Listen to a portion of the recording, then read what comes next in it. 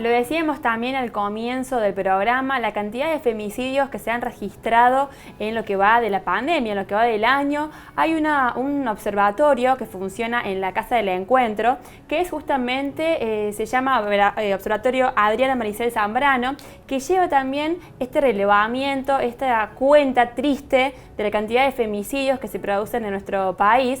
Y para hablar de este tema y de otros temas que nos preocupan sobre el abordaje de las políticas de género, incluso cómo trabajar para erradicar esta violencia, le vamos a dar la bienvenida a la abogada Laura Novo, quien trabaja en el área de políticas de incidencia pública de la Casa del Encuentro y gentilmente nos atiende para desandar un poco estas cuestiones. Hola Laura, buen día. La saludamos Paula y Magdalena.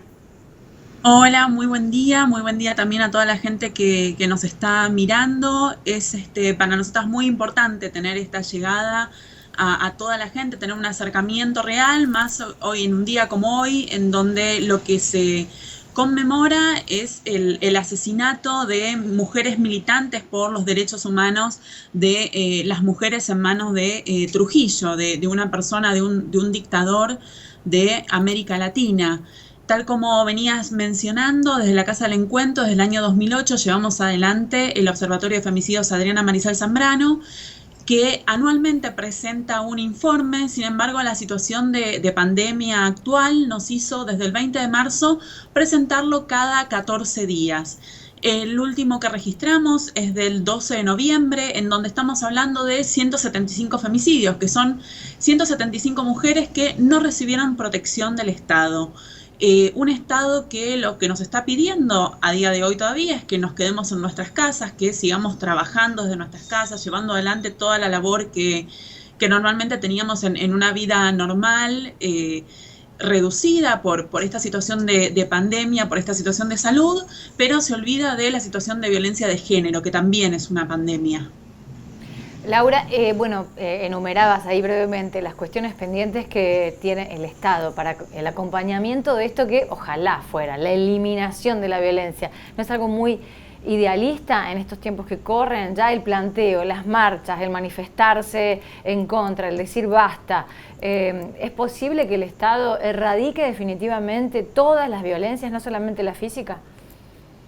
Es posible si efectivamente las leyes se empiezan a implementar. Tenemos una ley de educación sexual integral que no se está implementando en todas las instancias educativas donde debería estar comprometido el Estado, porque estamos hablando tanto de la educación pública como privada.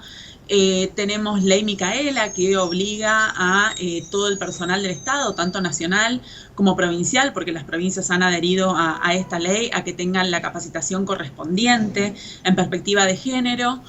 Son avances que tienen que tener una implementación, o sea, no puede quedar solamente en letra de la ley, sino que debe ser una política pública a largo plazo. Las políticas públicas no te van a resolver algo de un día para el otro, sino que son generaciones que ya van a venir con esta educación con perspectiva de género, y funcionarios y funcionarias del Estado que esta terminología que no han aprendido y que lo ven como un concepto, en realidad lo deberían incorporar a lo que es su labor diaria al momento de recibir una consulta, al momento de un médico o una médica recibe a una mujer y percibe que ese golpe o esa quebradura no fue de un modo inocente como puede relatar, sino que al hablar con esa mujer o al derivarla a un servicio de atención psicológico, por ejemplo, puede estar salvando una vida. Si está ese compromiso, sí es posible salir adelante de la situación de violencia de género, de esta pandemia mundial.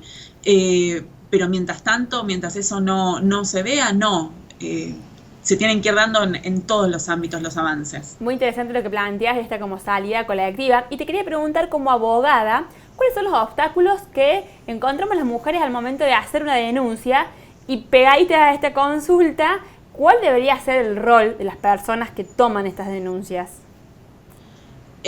Los obstáculos fundamentales son uno, o sea, en mi caso que estoy hablando desde Ciudad Autónoma de Buenos Aires, uno plantea que la denuncia se hace en la OVD, en la Oficina de Violencia Doméstica de la Corte Suprema, pero si nos ponemos a pensar en Argentina y el federalismo, la realidad es que en todas las provincias no hay OVD y que hay situaciones de violencia de género hay en las grandes ciudades, hasta en el pueblo más chiquito, y muchas veces esas mujeres se tienen que trasladar para ir a hacer una denuncia, no cuentan con el dinero suficiente o llegan y su pareja, que es la persona que las maltrata, tiene un cargo en el gobierno o es parte de esa comisaría y no quieren tomar las denuncias. Hay una realidad que tiene que plantearse conforme a las necesidades del país. O sea, puede haber leyes, pero de ahí a que esas leyes sean efectivas y permitan realmente a las mujeres vivir una vida libre de violencia es un obstáculo más que importante. Entonces, esa es la cuestión a modificar.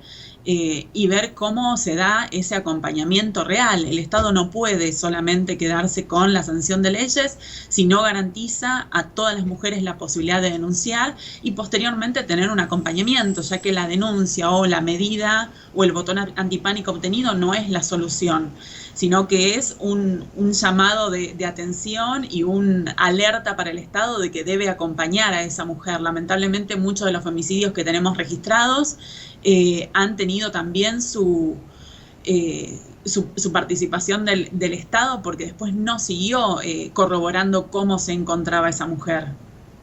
En un rato vamos a hablar con Gómez Alcorta, la ministra de Género de Mujer. Si tenés oportunidad y le preguntarías algo, contanos. Pero mientras tanto, antes, a la gente que está escuchando por radio, le contamos que estamos hablando con Laura Novo, que es abogada voluntaria de la Casa del Encuentro, cómo se conforma la Casa del Encuentro y si hay otras casas del encuentro a nivel federal. Hay espacios feministas en todas las provincias. Argentina lo que tiene es un movimiento feminista muy, muy fuerte. En este momento de pandemia, Casa del Encuentro está recibiendo consultas de todo el país. Esa es la realidad, porque sabemos que hay servicios que siguen sin funcionar, aunque todo lo que es servicio de violencia de género está dentro de lo que son actividades esenciales. Sin embargo, se tiene que reconfigurar el Estado y pensarse como un Estado moderno y cómo empieza a atender y a brindar respuestas ante estas situaciones, porque una cosa no impide desconocer la otra. Sabemos que mucha gente estuvo con COVID o con otras enfermedades, o gente que no puede efectivamente salir de sus casas porque es paciente de riesgo. Entonces, ¿cómo se empiezan a buscar soluciones para atender a estas mujeres, para efectivamente garantizar la erradicación de la denuncia y el posterior acompañamiento del Estado?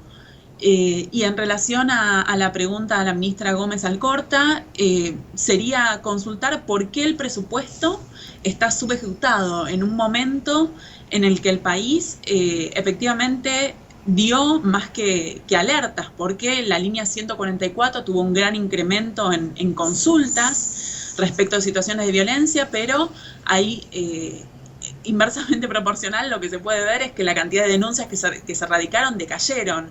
Entonces, ¿dónde está la falla del Estado que no permite a esa mujer que consulta respecto a una situación de violencia salir de esa situación de violencia?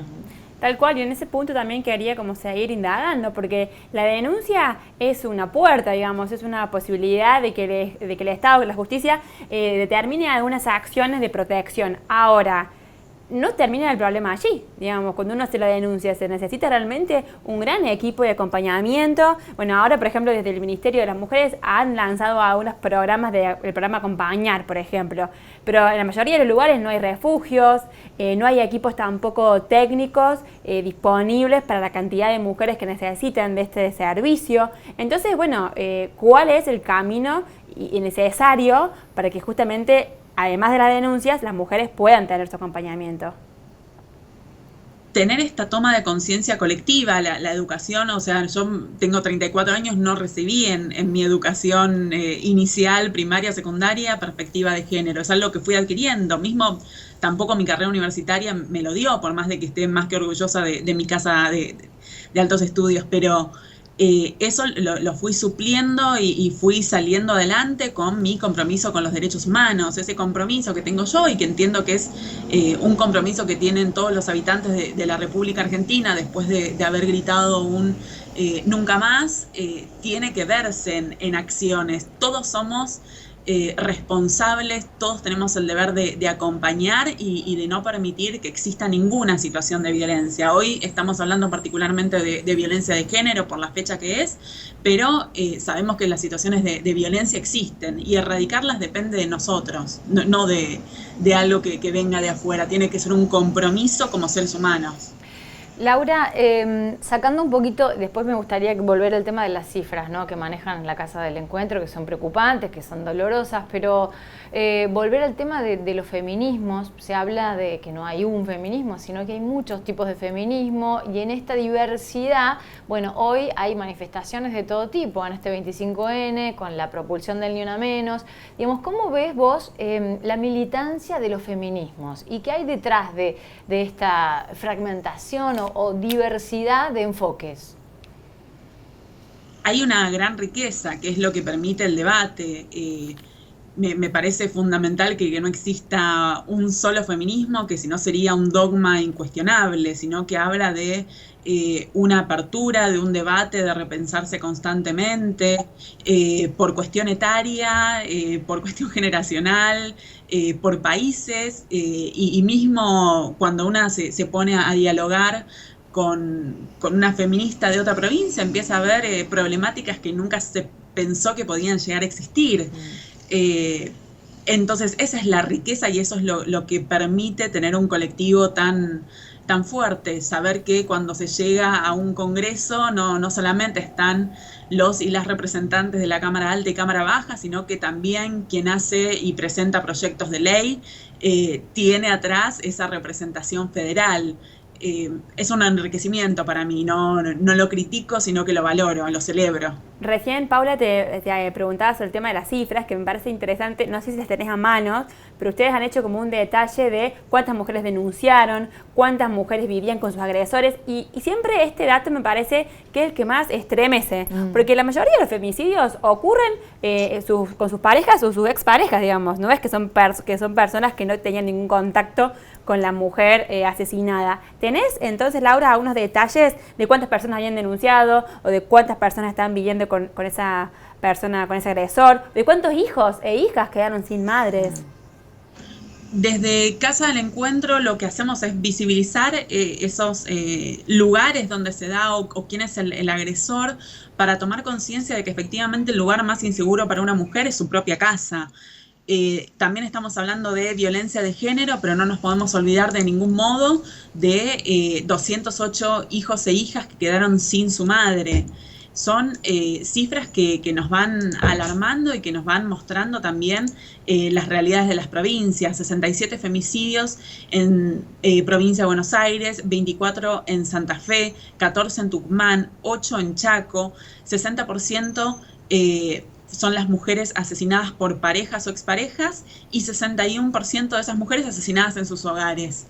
Entonces es esto que veníamos hablando, tenemos una situación de pandemia, nos obliga a estar en nuestro hogar, nos obliga a convivir con ese agresor y de golpe despertar, darse cuenta de una situación de violencia de género, consultar y cómo denunciar, dónde acercarse.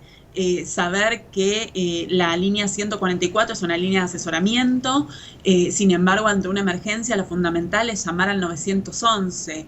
Son cuestiones básicas que fuimos también presentando en las redes sociales para que exista este boca en boca. Lo que permite las redes es llegar a todas las mujeres y esa mujer no siempre tiene la posibilidad de ver esta nota, sino que a veces ve el Twitter o el Instagram de la Casa del Encuentro y sabe cuáles son esos números en los que puede consultar y puede hasta muchas veces salvar su vida. Es fundamental que en medios de comunicación y en redes sociales exista la difusión de esta información.